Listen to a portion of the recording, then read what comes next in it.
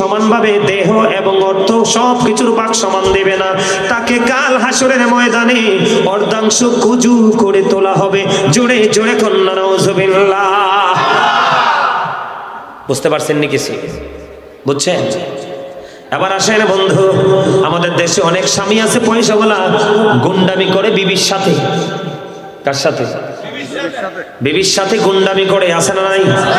এদেরকে বলা হয় বন্ধু ক্যারেক্টারলেস হাজবেন্ড। মা কথা কয় না কি? যেটা আরে নারীদের মতো অসহায় কি আছে দুনিয়াত কেউ? হ্যাঁ, বাবার ঘরে বড় হয়েছে, তিনটা কথা কইয়া তোমার লগে সারা জীবনের জন্য চলে আসলো। শুধু তুমি স্বামীকে আপন করে নিল, সবাইকে পর করে দিল, তুমি তার কলিজায় কেমনে আগুন জ্বালাও? কথা কয় না? গুরুত্বপূর্ণ একটা জায়গা আমি তুলে ধরতেছি বন্ধু। স্বামীর ক্ষমতা আছে, তৌফিক আছে, কিন্তু বিবির মোহরানা দিলা না।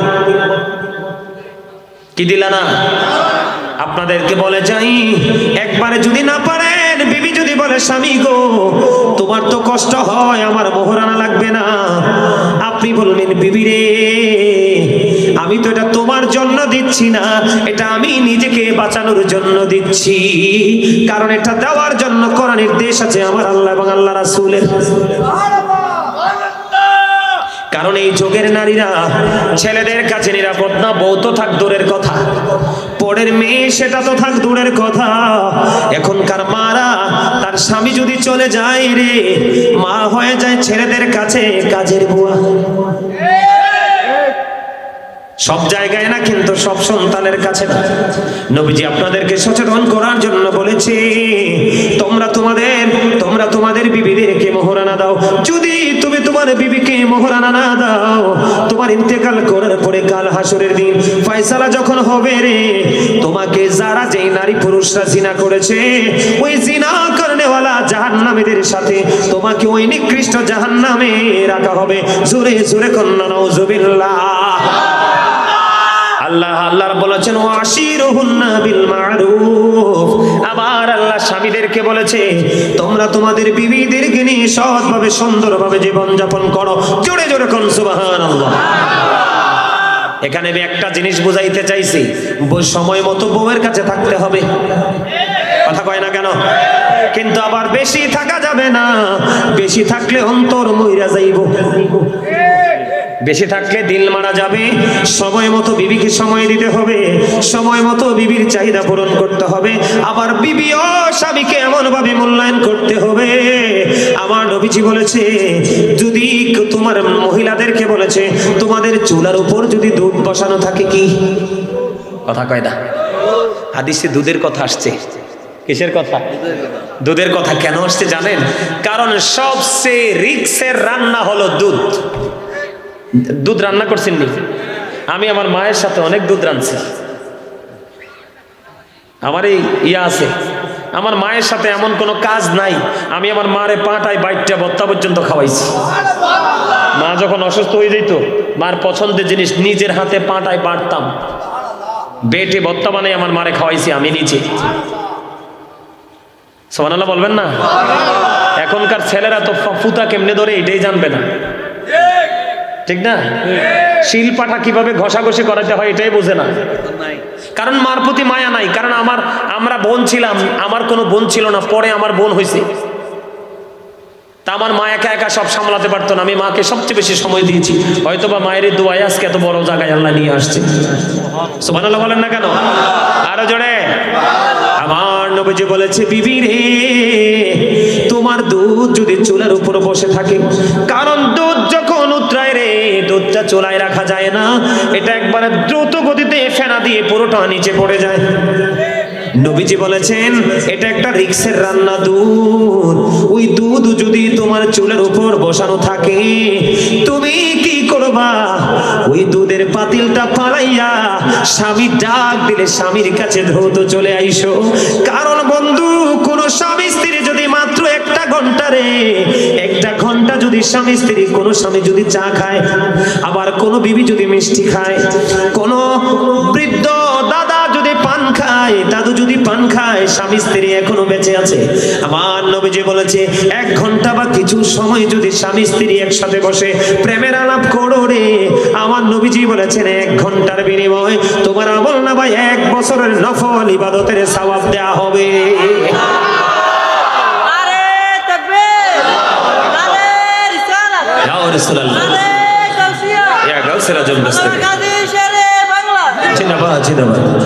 আলহামদুলিল্লাহ বলেন, আরো জোরে বলেন আলহামদুলিল্লাহ। তাইলে নবীজি আদর্শ শিখলাম নি? 2টা বউ যদি থাকে সমান দিতে হবে। কি দিতে হবে? সব কিছু। বড় বউর বাচ্চারা যা পাবে ছোট বউর বাচ্চারাও তা পাবে। কোন রকমের কোনো কি করা যাবে না, কারচুপি করা। এবং বউকে রাতের বেলা বিছানায় একা রেখে গাঁঠি নিয়ে মসজিদে ঘুমানো যাবে না। ওই সময় তোমাকে তোমার বিবিকে সময় দিতে হবে। কথা কয় না কেন? শরম লাগছে কথাটা, হ্যাঁ? এখন এমনি না কইয়া তো উপায় নাই। কথা কয় না। আমাদের ইয়াং ছেলেদেরকে কি বুঝায় আল্লাহ জানে। কয় মক্কা মদিনার চেয়ে বলে হজ হয়, তার লগে গাঁঠি লয়ে ঘুরলে। নাউজুবিল্লাহ কর না কেন? আরো জোরে। মক্কার হেরেমে নামাজ পড়লে 1 লক্ষ রাকাতের সওয়াব, মদিনার হেরেমে পড়লে 50,000 রাকাতের সওয়াব। সুবহানাল্লাহ কোন। মানে হেতার একটা গেলে বলে কয়েক হাজার কোটি রাকাতের সওয়াব। জোরে কর না নাউজুবিল্লাহ। এটা বলে শুধু চাপার জোরে, এটার কোনো দলিল নাই। কেন বলেছি জানেন? এটা তাদের জন্য বলছি, তোমরা এটা জীবনও করো। তোমাদেরকে কেউ বললে কি করা যাবে না, তাদের কথা মতো দৌড় দেওয়া যাবে না। দৌড় দিলে দিতে হবে নবীজির কথা অনুযায়ী। আমি রাতের বেলা যাব না, আমার বিবি নতুন, আমার নতুন বউ তার আপন স্বজনকে ছেড়ে আমার কাছে চলে আসছে। মিনিমাম আমাকে 1টা বছর আমার বিবির কাছে কন্টিনিউ সময় দিতে হবে, কারণ সে এখনো আমার বাড়ির কোনো কিছুই বোঝে। বলে হুজুর 1 বছর পরে কি ছেড়ে দিব? না, বিবি যখনই চায় স্বামী গো তুমি আমাকে সময় দাও, আপনি সময় দিতে হবে। স্বামী যখন চায় বিবি রে তুমি আমারে সময় দাও, এই সময়টা বন্ধু কোন সময় নাই। আপনি জোয়ান হন, মধ্যবয়সী হন, বুড়া হন, আপনারা স্বামী স্ত্রী এক মূল্য প্রেমের বন্ধনে আবদ্ধ। বিবির সাক্ষী স্বামী যাবে জান্নাতে, আর স্বামীর একটা ফোঁটা চোখের পানি যাবে স্ত্রীর জন্য বরাদ্দ দিবে জান্নাত। স্বামী স্ত্রীকে কেমন ভাবে ভালোবাসতে হয়, কেমন প্রেমের বন্ধন থাকতে হয় শিক্ষা নেন। আমার নবীজি যখন বন্ধু এমার দিকে দেখান, মা আয়েশা বলতেছে, হাদিস শরীফের মধ্যে এসেছে, মা আয়েশা বলতেছে বন্ধু আমার নবীজি যখন মা খাদিজাকে নিয়ে, মানে আমাদের মা খাদিজাকে নিয়ে কথা বলতে থাকতো রে, মা আয়েশা বললেন আমি চলে যা, আমি আসার আগেই কিন্তু খাদিজা পৃথিবী ছেড়ে চলে গেছে। কিন্তু তারপরে আমি দেখতাম আমার নবীজি যখন খাদিজাকে নিয়ে কথা বলতে থাকতেন, নবীজি কথা বলতে থাকতেন, আমার নবীজির মধ্যে কখনোই কোনো ক্লান্তি বা বিরক্তি দেখতে পাই না। কি প্রেম দেখছেন? হ্যাঁ, কোন ক্লান্তি কি দেখতে পায়? আমার নবীজি মা খাদিজার বন্ধু কবরের পাশে দাঁড়ায়া কান্দে। আমার আল্লাহ জিবরিলকে ডাক দিয়ে বললেন, জিবরাইল আমার হাবিবকে জিজ্ঞেস করো গো, আমার হাবিব কেন রে ওই খাদিজার কবরের পাশে বসে বসে দাঁড়ায়া কান্দে। আবার আমার নবীজির কাছে জানতে চাইলে নবীজি জানিয়ে দিলেন, আমার খাদিজা চলে গেছে গো, আমার খাদিজা আমাকে বলে গেছে নবী গো, ইয়া রাসূলুল্লাহ, ইয়া হাবিবাল্লাহ, নবী গো, আমি যদি মুনকার নাকিরের প্রশ্নের জবাব যদি দিতে না পারি গো, আপনি আমার উত্তরগুলো দিয়ে দিন গো নবী। ওই প্রত্যাশায় আমার নবী, মা খাদিজা চলে গেছে, খাদিজার বিরহ আমার নবী মানতে পারে না। নবীজির চক্ষু মোবারক দিয়ে বন্ধু ঝর্ণার মতো বন্ধু পানির ফোঁটা পড়ছে। আমার আল্লাহ যখন জানতে পারলেন মা খাদিজার জন্য আমার নবী কান্দে রে, আমার আল্লাহ খবর জানিয়ে দিলেন, জিবরাইল যা যা যা আমার হাবিবকে জানিয়ে দাও, আমি আল্লাহ কথা দিলাম আমার হাবিবের প্রিয় খাদিজার কবরে কখনো ফেরেশতা প্রশ্ন করার জন্য আসবে না।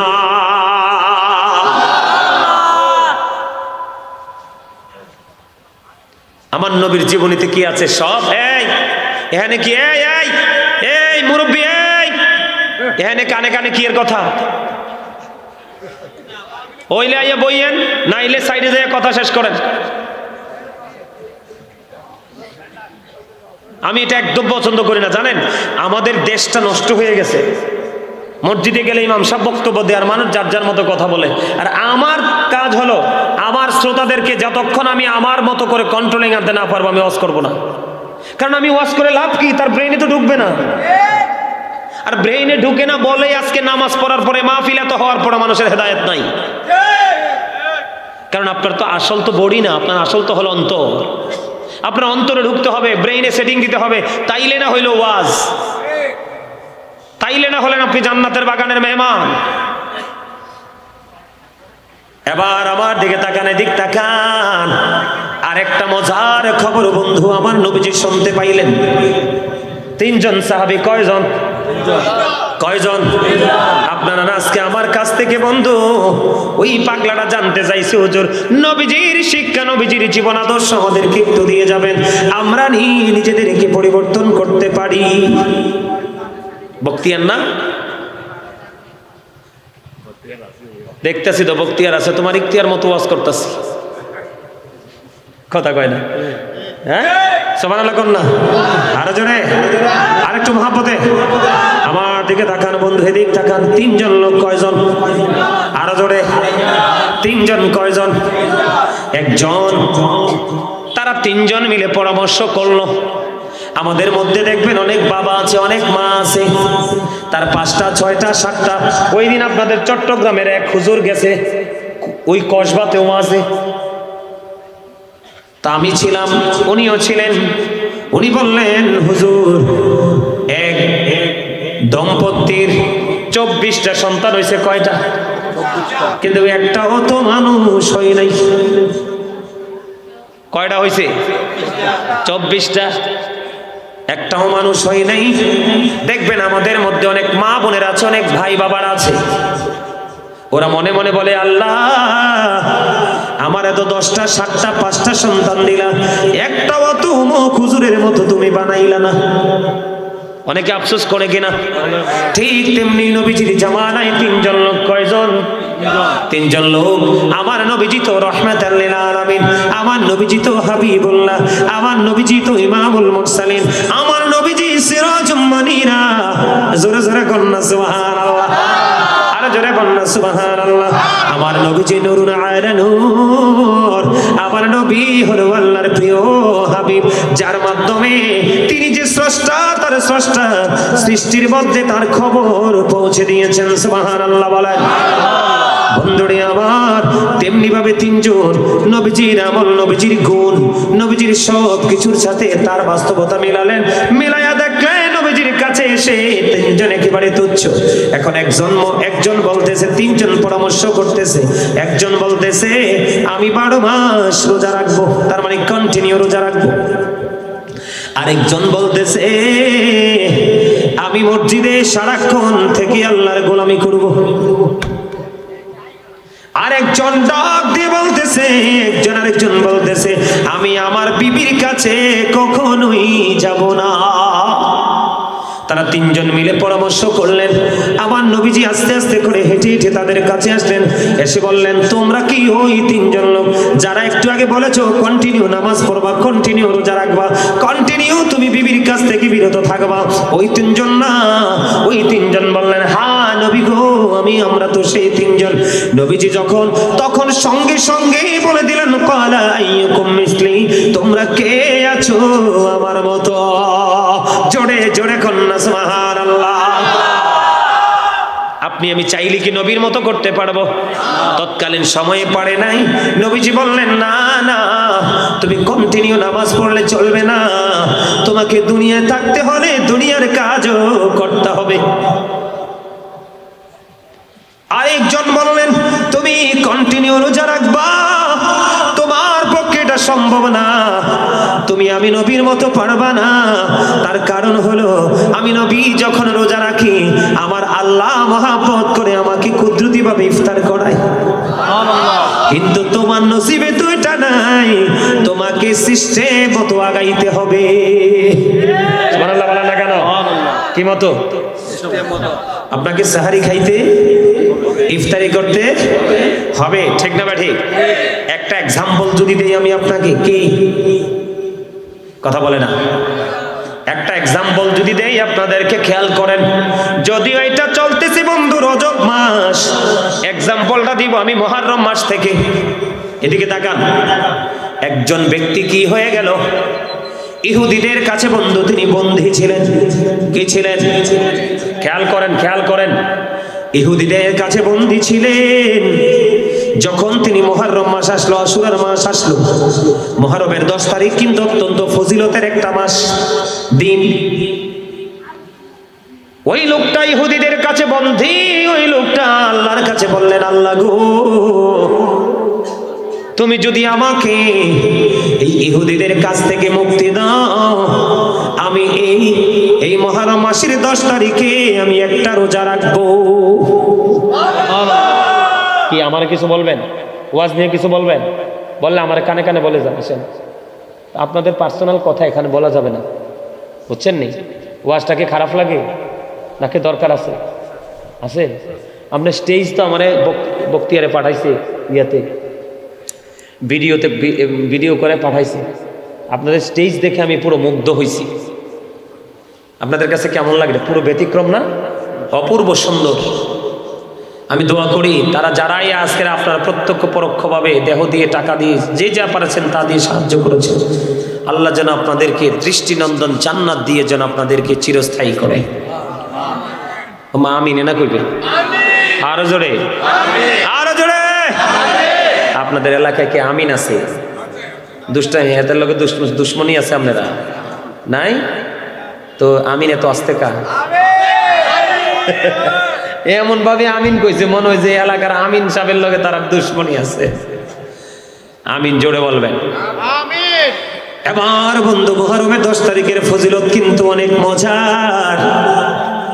আমার আল্লাহর কাছে বললেন, আল্লাহ আমাকে তুমি এই বেঈমান কাফের ইহুদিদের থেকে মুক্তি দাও গো। যদি মুক্তি পাই একটা রোজা রাখবো। কি রাখবো? একটা রোজা রাখবো। এবার বন্ধু আমার আল্লাহ ওই পাগলের দোয়া কবুল করলেন। বন্ধুরি আমার মুহররমের 10 তারিখ যখন আসলো, সমস্ত কারাগারের সমস্ত সিপাহীকে আমার আল্লাহ বন্ধ করে দিল। আর সকলের সামনে দিয়ে ওই আল্লাহ এবং আল্লাহর হাবিবের প্রেমিক বের হয়ে চলে আসলো। তারা বুঝতে পারলেন যে তাদের দুশমন পালিয়ে যাচ্ছে। পালিয়ে পরে তারা করলেন, কিন্তু ধরতে পারলেন না। এমন এক জায়গায় তিনি চলে গেলেন বন্ধু। যাওয়ার পরে তিনি রোজা রাখলেন। মুক্তি পাওয়ার পরে যেমন কথা তেমন রোজা রাখলেন। রোজা রাখার পরে বন্ধু ধীরে ধীরে দিনটা ফুরিয়ে গেল। ইফতারির সময় হয়ে গেল রে। ইফতারির সময় যখন হলো, কোনো কিছু নাই, কোনো কিছু নাই। কেমন করে সে ইফতারি করবে রে বন্ধু? এবার ইফতারির সময় ওনার মধ্যে একটা তন্দ্রা ভাব আসলো। কি ভাব? তন্দ্রা বুঝেননি? একটা হলো একবারে বিছানায় ঘুম লাগাই ঘুমাইলাম নাক ডেকে, এটা হলো ঘুম। আর একটা হলো বইয়ে রইছি। আছে না নাই? মসজিদে গিয়ে এরকম করে না? আবার এদিক ফিরে বসে রয়েছে, এরকম করে ঘুম ঘুম ভাব। আছে না নাই? ওই পাগল তার মধ্যে তন্দ্রা যখন আসলো, তন্দ্রা আসার পরে এবার বন্ধু তন্দ্রাচ্ছন্ন অবস্থায় তিনি উপলব্ধি করতে পারলেন ওনাকে কে জানি খাবার খাইয়ে দিচ্ছে। কে জানি রে ওই পাগল রে খাবার খাওয়াই রে। যখন খাবার খাচ্ছে তিনি ফিল করতেছে খাবার খাচ্ছে। আর এই খাবার পৃথিবীর কোনো খাবার নয়, মনে হয় যেন এই খাবার পৃথিবীর কোথাও নাই, জান্নাতে খাবার। বন্ধু এই করে করে তিনি খাচ্ছেন, কিন্তু তন্দ্রা তো কাটে না। খাবার শেষ হয়ে গেল, তন্দ্রা ভেঙে গেল। তন্দ্রা ভেঙ্গার পরে এবার তিনি সত্যি সত্যি চাইয়া দেখলেন তিনি পরিতৃপ্ত। পরে বন্ধু 20 বছর পর্যন্ত তিনি পৃথিবীর বুকে জিন্দা ছিল। 20 বছরের মধ্যে একটা দিনও একটা বেলাও তার খাবারের প্রয়োজন হয় নাই। আমার আল্লাহ তাকে কুদরতি খাবার খাওয়াইয়া দিছে। জোরে জোরে কন্যা সুবহানাল্লাহ।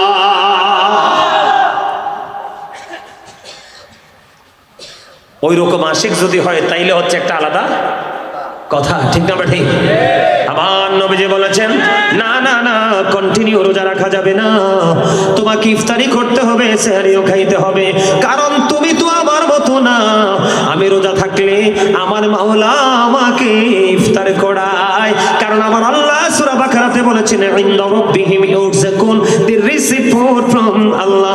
আল্লাহর প্রিয় যারা হয় রে, আমার আল্লাহ আল্লাহর প্রিয়দের জন্য জান্নাতি খাবার বরাদ্দ দেয়। ওই শুরুতে বলেছিলাম উড়ে বেড়াই রয় হামেশা খুশিতে মশগুল, মনে আছে রে?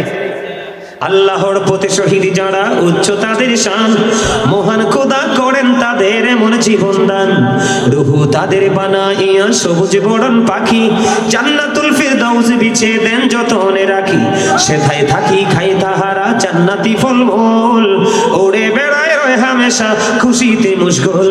এটার প্রমাণ হলো জনৈক ব্যক্তি এসে প্রশ্ন করলেন, ইয়া রাসূলুল্লাহ, কি